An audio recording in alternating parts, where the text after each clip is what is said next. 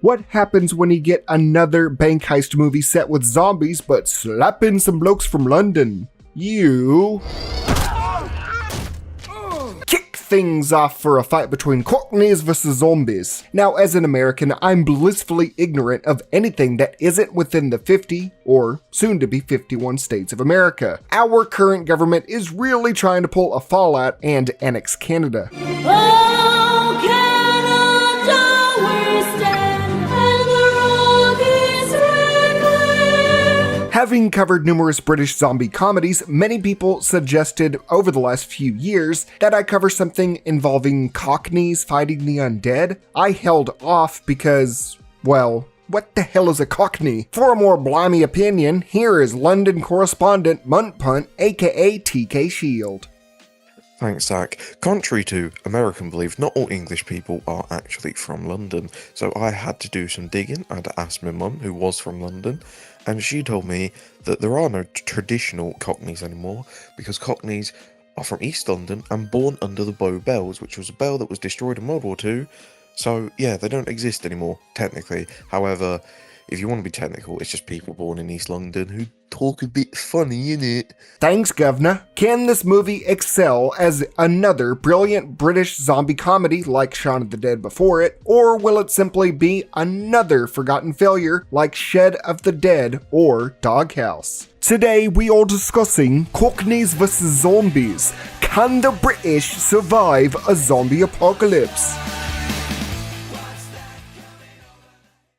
The movie opens up with heavy construction making way for luxury apartments in the East End of London. While excavating through rock and dirt, do they discover a long abandoned and buried catacomb sealed away by the order of King Charles II. Devilishly in the year of 1666, I might add. Two construction workers assume it must be full of valuables like gold and Minecraft their way in. Looking to go from rags to riches, they instead turn into rag and bone men. But I'm only human. Yeah, well, not anymore, you're not. Goofing around and playing with skulls, white dude doesn't see a mummified corpse saunter his way towards him from behind and gets bit. Black dude just sits there panicking at the sight instead of running away. If Jordan Peele movies have taught me anything, this dude would have either kicked the bony broad to pieces or just yelled, "Hell nah!" and dipped out quickly through that hole that is right behind him. Instead, he just kinda squares up like a toddler for a zombie to spawn out of nowhere in front of him and bite his lip with some okay gore. Both of them dying within seconds of being gnawed. Either this is a fast-acting virus/dark magic, or we needed these two to die in the prologue as quickly as possible to show how this brand of zombie apocalypse started.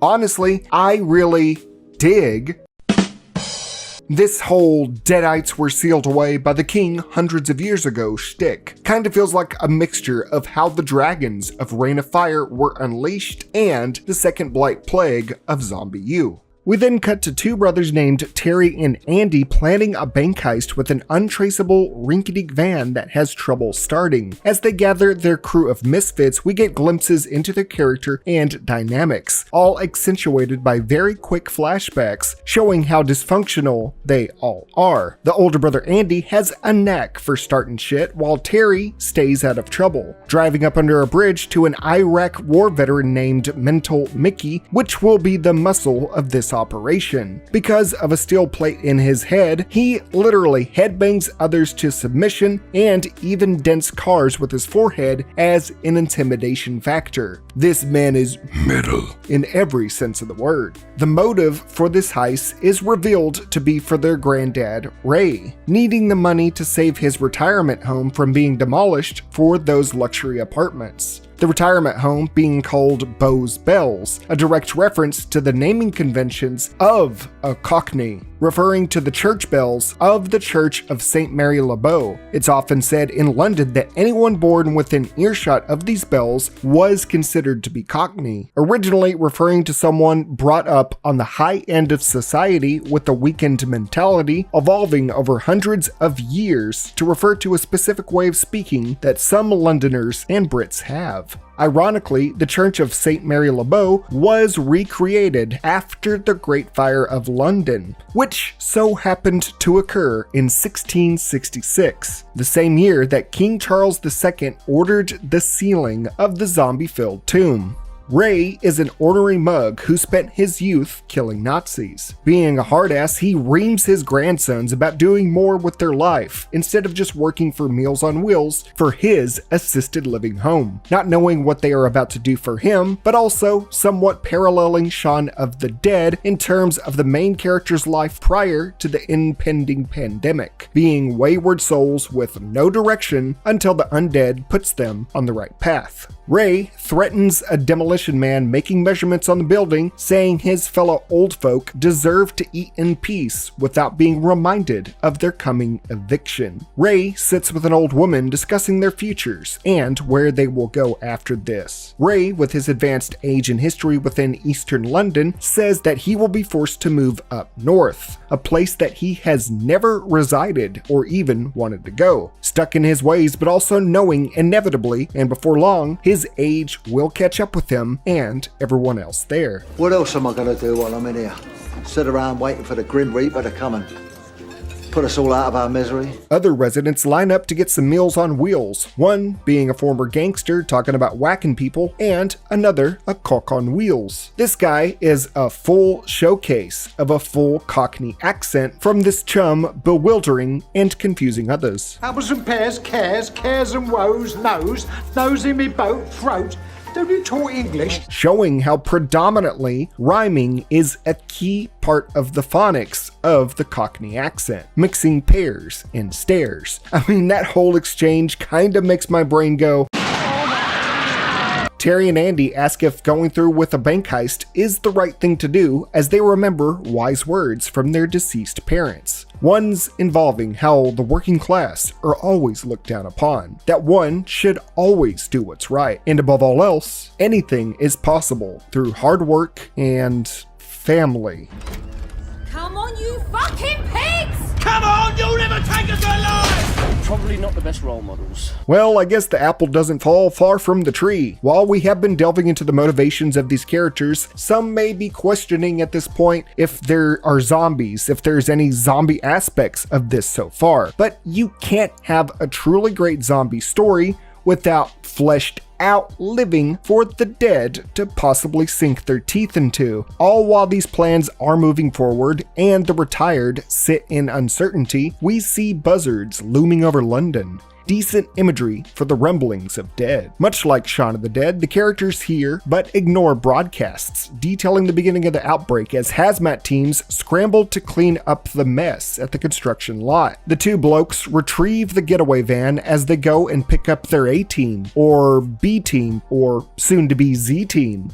First off is Davy Tumpence, who is recruited as the team's expert, despite him previously being convicted for robbery after just putting his down gun casually at the cash register. The main reason he's there is because he has information on the bank's security system. Katie, their cousin, also gets in on the job as a skilled locksmith, but is more skeptical of the team in general, even butting heads with the metalhead Mickey that gets in the car. Raring to go, the veteran distributes firearms to everyone while keeping his specially made Remington shotgun by his side and even bragging about its specs. The mission is a go. Meanwhile, at the retirement home, an elderly guy that was bird watching a half-naked woman earlier spots some rather strange acting construction workers rising up from over the hills and far away.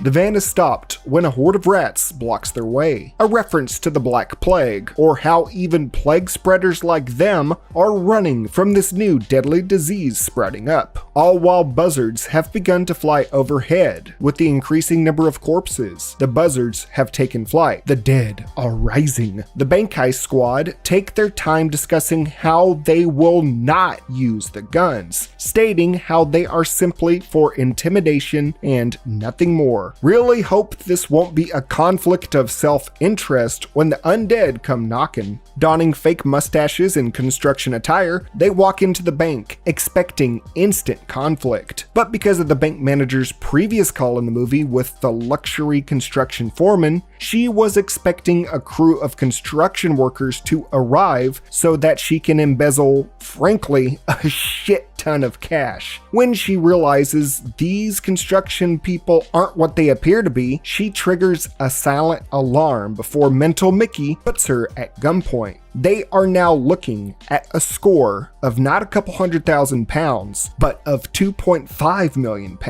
For Americans, that is currency, not the weight. They're not trying to carry literally £2.5 million. Since they are already here looking at the money, they decide, when in Rome, or a high security bank in London. They walk out to find a whole police force waiting for them outside with guns drawn. Metalhead Mickey relishes the thought and quick draws his shotgun and starts unloading, turning this portion of London's east into the Wild West. Quickly becoming a hostage situation, they scramble for an escape plan as the vet pulls out a frag grenade to toss at the cops. Terry yoinks the explosive device, not wanting to make it a massacre or to give them terrorism charges. Negotiations aren't gonna be going too well though. Come out with your hands on your head and you won't be harmed. Suck my fucking chocolate stick!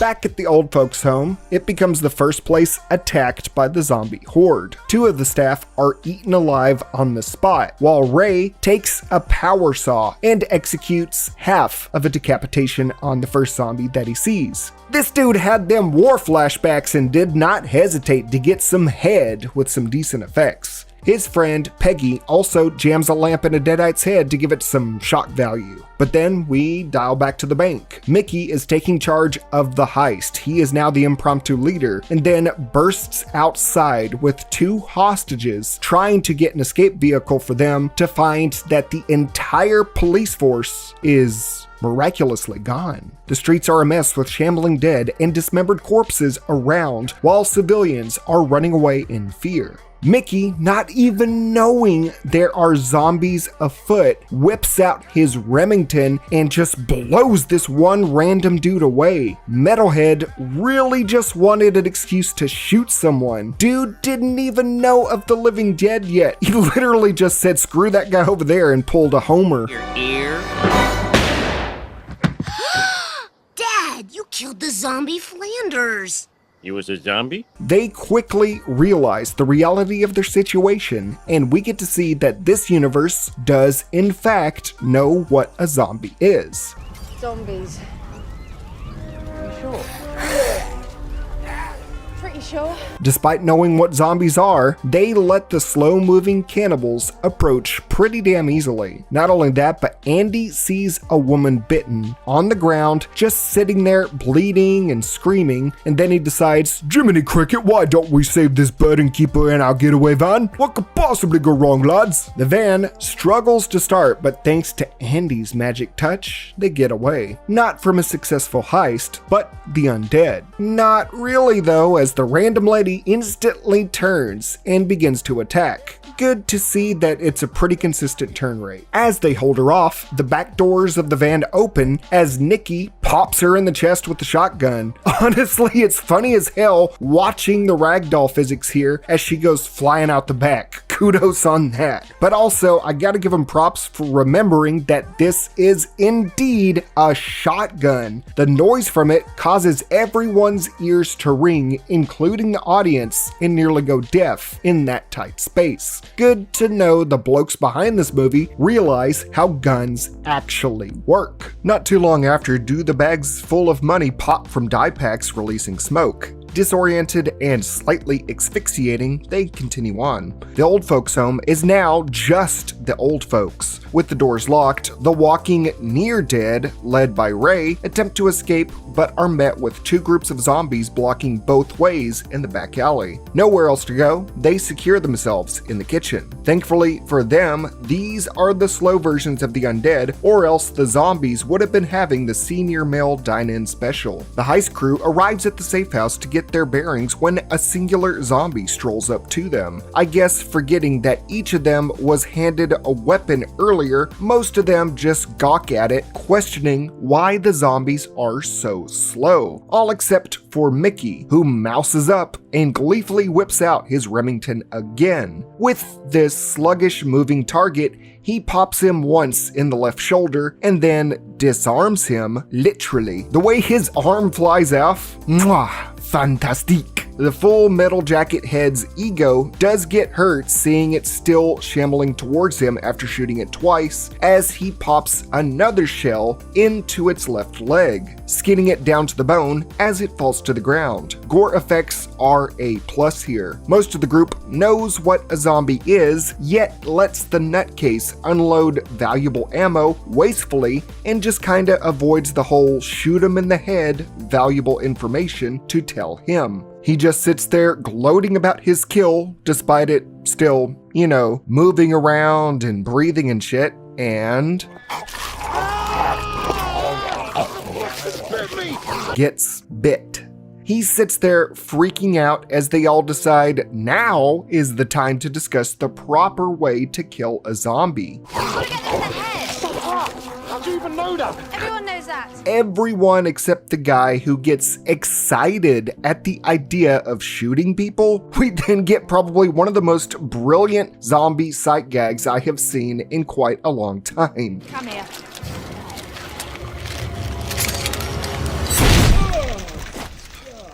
Katie steps up and blasts the zombie in the head that is just gnawing on Mickey, only for its entire mouth and teeth to stay attached to his arm as a chunk of meat, almost like a watch on his wrist. And with him being bit now, you could say the clock is ticking. No one really acknowledges that bites spread this infection, and they don't have time to do so as the hostages note another zombie approaching them from around the corner. A haunting melody of Twinkle Twinkle Little Star plays as a zombie mum and its wee little baby in a stroller walk up. Mickey is an equal opportunity zombie killer and one-shots the mum in the head with ease. The baby appears to be unharmed as Mickey picks it up to look at him. The baby turns instantly and makes some gurgly zombie baby noises. Unlike other zombie media, when a zombie baby pops up, they don't just sit back in terror at the sight of it. Instead,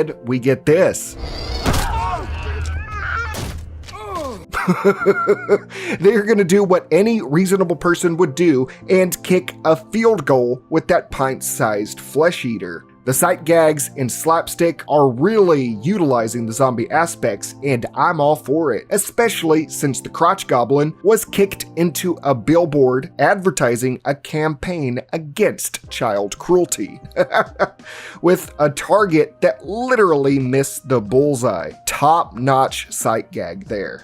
They get inside the warehouse to figure out where they need to be off to, all while the veteran dude is just arguing with the mouth meat still dangling from his arm. With cell towers down, the female hostage suggests that they use the van's radio to listen for emergency broadcasts. Mickey pries the meaty mouth off his arm while they keep an eye on the hostages as Katie and Terry go to the car and argue over killing Mickey since he will definitely turn very soon. Terry refuses to do anything about him. Why risk the meathead, metalhead, turning and killing everyone inside? There is always this blind stupidity that zombie movie characters that know what zombies are and how they work. Every time I'm like, oh, thank God, they're not stupid, and they're just letting a freshly bitten guy walk around freely. It's not like they haven't seen someone turn at this point. Just a few minutes ago, a woman they brought in the car zombified from a bite almost instantly and nearly killed them. Mickey even admits to everyone that he is screwed, but no one does a damn thing about it. Nah, forget all about that. The main concerns right now are Davy flirting with the female hostage and surprisingly getting rejected, and the male hostage declaring how he is memorizing everyone's faces and names there to report them to the police. You know, that's not really something you should be proudly stating to a gun-wielding maniac that was just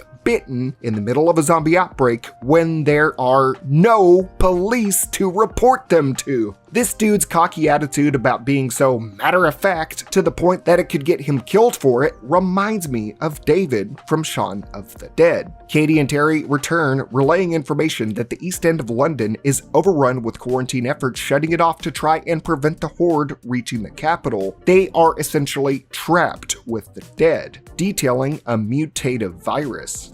Maybe it's something in the water. While not waterborne, still it is funny to hypothesize and freak out the dumb lad. They go over the official instructions. People need to stay indoors while the area is sealed off. And also this. And whatever you do, do not let them fucking bite you, right? That's where it starts.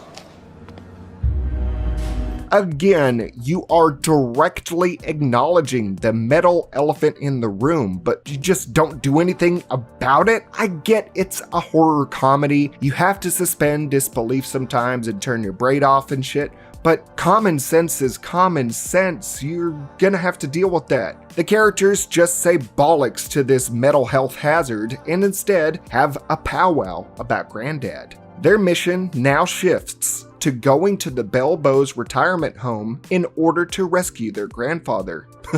Maybe their plan can have them have a nice cold pint and wait for all this to blow over. The elders have a quick discussion on the threat banging at their door. The wheelchair-ridden man pulls a Francis and comes to the conclusion that these things are They're vampires. But what we need is crucifixes, silver, garlic, holy water, and Christopher Lee. I don't know if you want Christopher Lee since, he was Dracula, but maybe having him around with that perspective would give them an edge. Good gag though. Peggy also confronts Ray about the zombies, asking him to sort her out if she gets bit. Ray asks her to do the same for him. Even the elderly know what to do with a bite victim and are mentally prepared to do so if that does happen. How is a generation raised on zombie media more illiterate than the silent generation? I don't understand it. The heist crew go to the roof to scope out how bad things have gotten. How do we know it's a zombie outbreak? Well, we have the traditional zombie movie and TV show thing where we have CGI smoke randomly dotted over a city skyline view. Because, as we all know, where there's smoke, there is apparently zombies. Mickey is beginning to feel the effects of the virus as the group returns to debate about releasing their hostages. Still nothing about addressing him turning at any second, but sure. Okay, let's talk about releasing hostages despite the hostage situation kind of fading away. Mental Mick says nuts to the idea of releasing them because he thinks they will contact the authorities. The female hostage says they won't, but Rich David over here says with certainty that, oh, he will. What are you gonna do, call Zombusters and have these heisters locked up? Get on with it, you fucking git. The group all discuss their motives suddenly after the girl says they are all selfish. Katie, Terry, and Andy counter her with their goal of using the money to save their grandfather's home from being demolished. And Davy's also here because he was in debt to a horse track. Mickey gets pissed about all the history they are dishing out to the hostages, and then nicks the van keys from the brothers, and then takes the hostages to a separate room to deal with them. The maniac with a bite wound and a penchant for murder just took your only way out, and now has his back to you exposed. Why not just shoot him here and now? Andy even says the cut, it's not really a cut, it's a bite, but the cut will have him turn any minute now. So let's let Zombie Jesus sort him out. As he moves the hostages, Mickey is attacked by another zombie who sounds like he is gargling salt water to soothe his sore throat.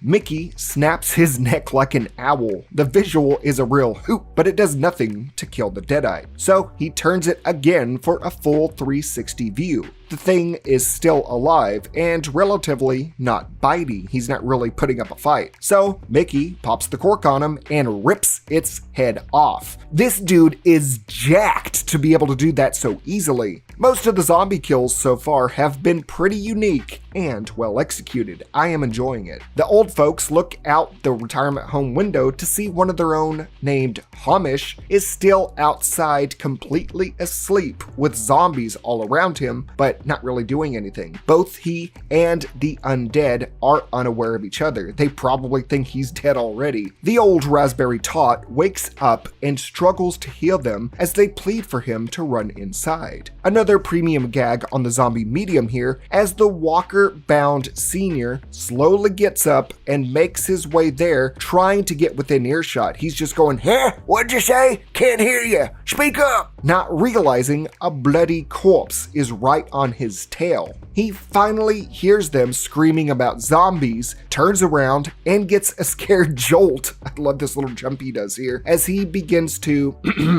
run away. This deathly chase is undercut hysterically like this.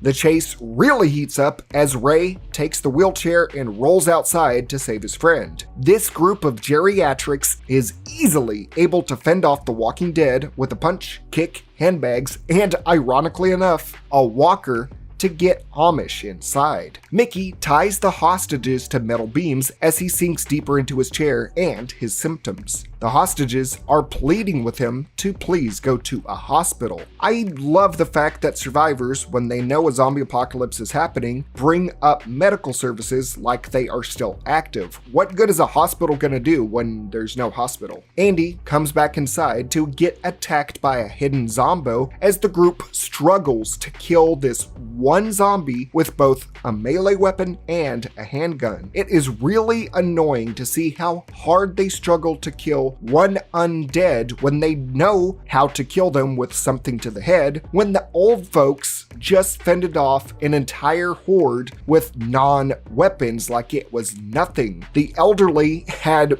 handbags and fists that probably are filled with arthritis, and they're able to hold off the zombies, but you guys have a gun, a shovel, another gun, and a lot more. It's just really annoying. Hell, the old lady, even after they had gotten away from the zombies, opened the door back up just to get one more lick in on the undead. Also, it is disappointing to see that this zombie was killed off screen with how much damage it was done to it, with it getting dug into and shot so much. But, thinking on it retrospectively, it's obvious why they are so inept at zombie slaying. This becomes apparent when another zombie with its jaw agape like Bruce Campbell in that one scene from Army of Darkness strolls on in. Everyone but Katie panics on what to do. Andy tries to shoot his gun but struggles with the safety as the other two blokes just kinda sit there and stare. Katie has to show them the simple art of shoot to kill. I guess a difference in both expertise in combat and readiness to do what needs to be done between both groups. Dialing back on the parallels on how to handle bite victims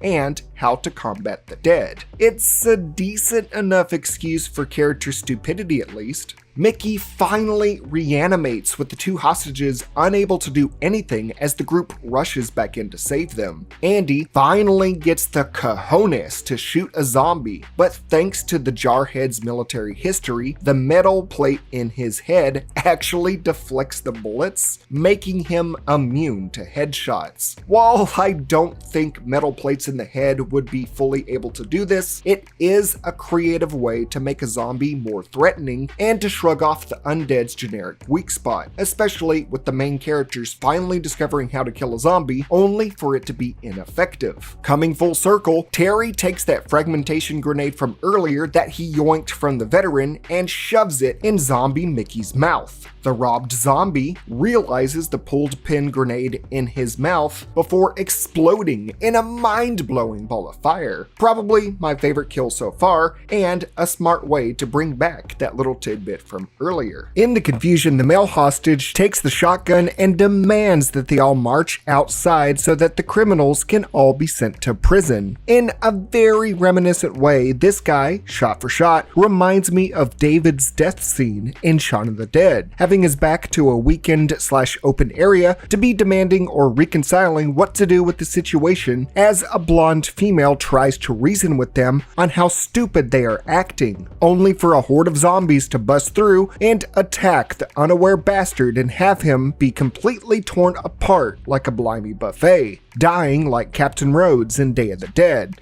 But instead of yelling out, "Choke on him!" we instead get the guy's tagline for getting out of everything in life with, "I have a heart condition!" Here, instead of David having his girlfriend jump into the horde to save him and leave her fate to DVD extras, rich David shoots the shotgun in a panic and takes Davy out in the process. Looks like he'll be betting on horses up in that London in the sky with diamonds. With the heister and a hostage dead, we have an even trade. So the female hostage named Emma agrees to work with them to survive, but only if they go and get her sister. They go outside to get to their vehicle as the zombie horde breaks through the front gate, and a couple seconds later, they all magically diminish in numbers. This huge horde just kind of disappears and there's only like a couple here and there. They get to the vehicle and realize, oh yeah, the crazy lunatic took the keys earlier. Who would have thought of that? Andy rushes in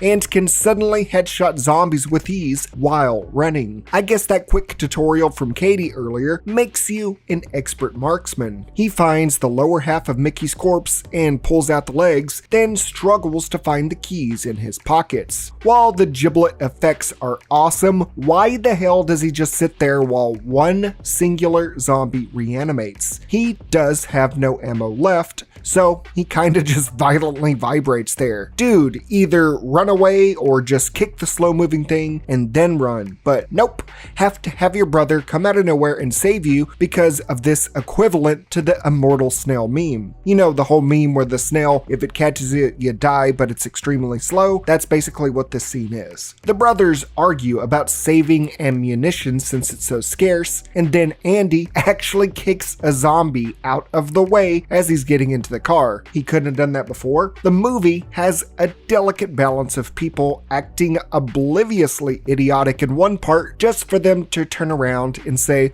"Oh, I do know how to survive a zombie apocalypse. I just chose not to before." After they achieve the key retrieval side mission, they see Katie had already hotwired the car. So basically, all of what they just did was pointless, but in a funny way. The zombies that were all around them decide, hey, the front of the car is not safe to hoard around, all so the car can drive off safely. Back at the old folks' home kitchen, the zombies have nearly broken in as Amish shows us some of that true, nearly extinct Cockneyism to describe a zombie as Trafalgar's and confusing everybody there, so he has to explain phonetically why that is by doing a bunch of rhymes. Let me show you right here. It's rhyming slang, isn't it? How is it?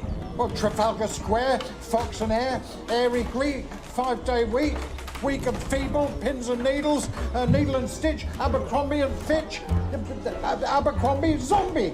So these Trafalgars are out there, but Ray comes to the conclusion that no one is coming to save them, so they might as well go out fighting rather than hiding. The World War II vet in him is coming out strong. The pandemic has gotten worse. How do we know? Because we have an aerial shot with the London Stadium in view that has more smoke, but this time more billowing and more blacker. I guess the wanking dead like to blaze up after reanimating. The former heisters arrive at Emma's place as she rushes in to find her sister. We get this interesting scene and shot where they go upstairs and everything is off screen except for the shadowy staircase. Emma then discovers that her sister has turned in her bedroom. Terry says he can mercy kill her, but the idea is declined by Emma, saying that she wants to keep her sister alive in case a cure is ever discovered. She breaks down atop the stairs and is consoled by Terry, having a heart-to-heart after facing the realities of this darkened world. They come out as Emma is about to admit to the group that her sister has become a zombie, but Terry interrupts her to say that her sister was nowhere to be found. Terry shows her that they are not heartless killers or thieves like she said earlier. They are just people doing what they need to do to protect their loved ones, as she tried to do. Decent character development and interaction considering Terry's past and how Emma viewed them prior. While we did not get to see her zombified sister, it was not necessary, as the true focus was on the survivors and how they react and change accordingly. We get another scene reminiscent of Shaun of the Dead when Katie peeks her head over the fence. Sean's peek gave a silent scream of anxiety. Is it clear? No. How many? Lots.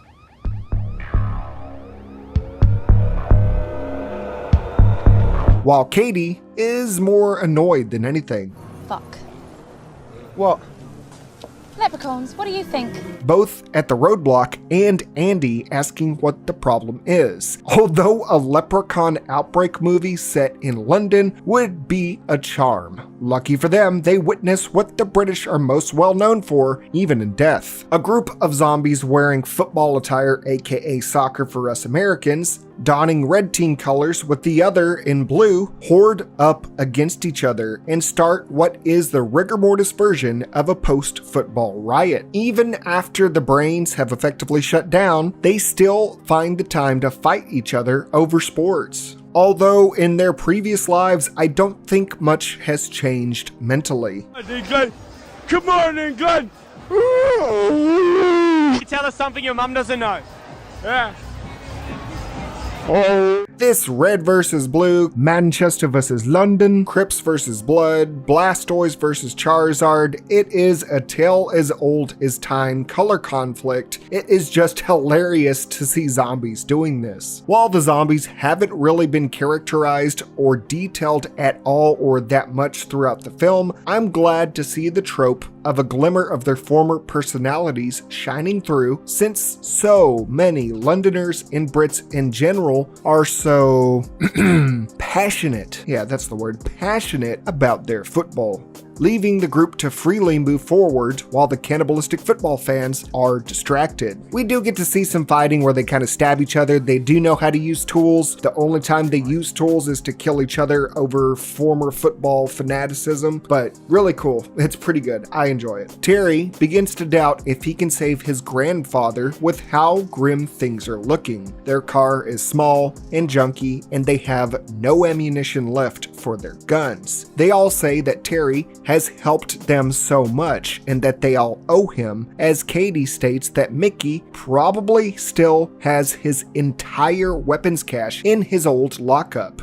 And Jesus Christ does he. RPGs, LMGs, ARs, and more. The dude was stocked for Armageddon. Honestly, jealous, as it would be fun to go out on the range with this library of destruction. They arm up and lock and load. With all these new toys to play with, they realize there is definitely not room for all the old people in the card now. So they make this as British as possible for a zombie movie. They hotwire a double-decker bus with another probably unintentional sight gag where they splat 2 zombies on the road. You know what that is? It's a double-decker bus getting a double kill. Budget Jonah Hill and Ed Helm here get turned into red mist, and that was double the laughs. And then the battle bus suddenly comes to a stop because Terry wants to obey traffic laws? Really? At this point? I mean, you just tried to rob a bank before zombies struck. And then first y'all wanted to go to hospitals and avoid being arrested, and now you want to stop at red lights? Oh, suddenly we have this character switch so we can have this one gag that a random zombie strolls in the bus like it's public transportation. Katie pulls out 2 SMGs like she's playing Halo 2 and absolutely unloads on this singular deadite. Y'all just discussed wasting ammo and being out of ammo and then had a panic attack about it. But now that you found more guns, it's suddenly okay to waste 2 half clips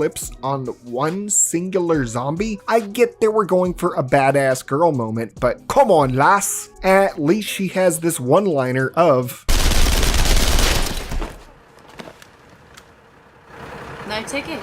Also, gotta love the zombies all just eating and chilling as the bus drives off. They finally arrive at the Bow Bells retirement home and find it utterly surrounded. Emma runs a distraction while the family runs up the fire escape in the back. They run into a few zombies up top and easily dispatch them, albeit wasting ammo again. They see zombies at the ground level and say there are too many to get inside. You mean you can't access the place from the many doorways up top that you just killed zombies in front of? Katie picks a lock. Yes Girl maxed out her lockpick skill and finds Ray swinging a knife at them as soon as it opens. The next course of action is to get everyone up to climb through the ceiling to escape, but everyone's age makes that impossible. Wheelchair-bound folks, bad legs, and even fake hips. Is there anyone down there that has not had a hip replacement? Now, you see, I wish one were having a fake hip. I've got one right here. Look at that skull. Look at it. Look at it. It's a bit of a... You see this skull? You can't really see it, but there it is. That's me skull. I've got a skull because I have a fake left hip. It's just right here. We have issues. That's just how it was going to be. With that plan out the window, Ray asks them what plan B is. To go out the front door, it is. Doubting their odds with the kitchen weaponry, the boys hand them a load of firearms. We get a montage of arming the old people, pulling a Dead Rising 2 as Katie duct tapes an Uzi to Amish's walker. I would dub this weapon the Walking Unzed. What would you call it? Granny got an AR and knows how to use it. Wheelchair Willie proudly proclaims he knows how to handle a shotgun before he... Of course I do. Sorry. Just be fucking careful, will ya? Always practice gun safety, kids, or you will be calling shotgun on that short bus to heaven. The Dead Rising inspirations keep rolling in when Terry duct tapes 3 frag grenades together and calls it the bitch. Really having fun with the carnage that they can sling. Not practical, mind you, but fun. They throw it out there and clear out the room with a bang. One corpse tries to put his arm back together as the team merges together to discuss how to kill the dead outright. You gotta shoot him in the head. Andy pulls a katana out of nowhere like a Left 4 Dead survivor and shish kebabs 2 dorks together only for it to get an unintended triple kill. While it is a bit of a waste to just leave your sword behind like that, because what is better than a katana, the still image of them sitting there almost makes up for it. But the weeb in me says, go get the bloody sword, you damn cockaninny! While everyone is having a good time, Daryl, with the bad leg, does not realize a crawling zombie has snuck up on him. To Katie's dismay, she sees it gnawing on the raspberry tot's leg. For once, it does pay to have a wooden leg. The zombie simply can't handle a full fiber diet as Daryl bashes its fucking brains in as he swears on his mum with his detached leg. That leg must have been spruce. Yeah, that's real spruce. You like it? Amish encounters the nursing home aide he flirted with before, and while it hurts him, it hurts her a lot more when he uses his SMG Walker combo. I will discuss this later, but there are a lot of scenes in this movie, I have to interject, where I just cannot understand what they are saying. It's not because of the accents or anything, mind you, but because the dialogue is so quiet and drowned out by music and background noise. I had to rewind 4 times here to realize he is telling him that it's a bit sad, isn't it? Really annoying, as a lot of spoken dialogue throughout the movie from many of the characters is basically mute because of this oversight, especially from the elderly because a lot of them talk so quietly. It would have made scenes stick better if I didn't spend a lot of time going, what did they say? The group mows down a room full of zombies when Wheelchair Man spots a zombie in his same predicament, as it awkwardly can still retain the motor function to use a wheelchair, but not enough to get unstuck from a door frame. The wheelchair guy takes the moment to enjoy popping it in the head point blank with the shotty, exploding it like a piñata. The effects are okay here. I guess this dude had a vendetta against the wheelchair zombie for, I don't know, having a better wheelchair. Doesn't really explain it, but he wanted a true 1v1 where their handicaps matched. They get outside to see dozens of zombies encroaching on them as Emma returns with the bus.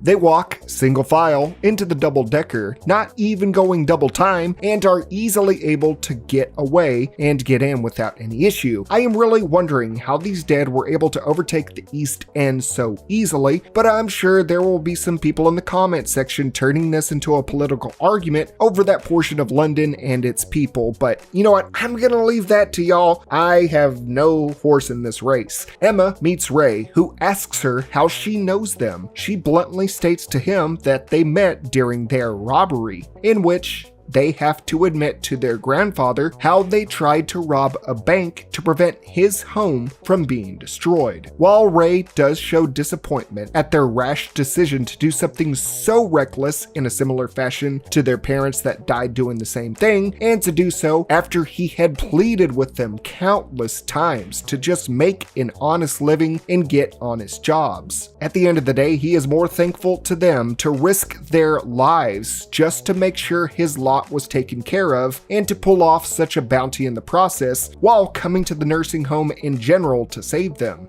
In the end, he is proud of them for doing so much for them. It's honestly refreshing to see a zombie heist portion of a film not consume a majority of the plot about being all about the money and turn out to be so uplifting. Even if the message is, it's okay to do a bit of crime as long as the ends justify the means. If it weren't for the zombie apocalypse, y'all would have 99.999% had the chance of becoming Swiss cheese due to mental Mickey's violent insanity, just like your parents. You would have been dead without the zombies, but hey, it worked out. The bus craps out under a bridge as they plan to wrangle up a boat to get riverside. They march forward, and the sound design again kinda just goes all over the place. None of the gunshot sounds match the guns they come out of or are consistent. The shotgun sounds like a rifle, despite sounding completely different 2 gunshots earlier.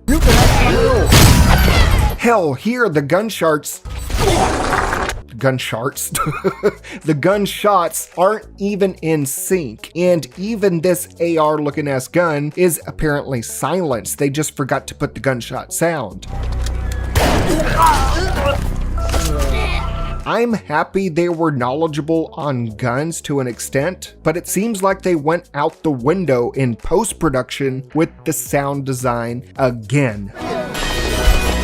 They find a boat as everyone boards narrowly, only to discover that the boat is still chained to the dock. Ray, being the badass he is, jumps to shore to untether the rescue vehicle. You think someone would have noticed that before while there was 10 people getting on board, but whatever. He scolds his family one last time to get honest jobs. An off-the-chain scene occurs as he succeeds at untethering the boat as he is swarmed, but you would think he dies here because, everyone else has died in that fashion, but he somehow does not get ripped apart, and after already being grabbed by dozens of zombies, just pulls out this AR like it's nothing and easily slaughters them all by himself. While it is cool to see Bill sacrifice himself for the group again, it kinda undercuts the scene by a mile, or kilometer in the case of the context of this movie. I guess so they can all unite together for the climax of the film to gun down the zombie of the construction company's foreman, who was gonna tear down the old folks' home from the beginning of the movie. He just kind of shows up again, I forgot who it was, and be like, oh yeah, he was gonna tear down the place because, I don't know,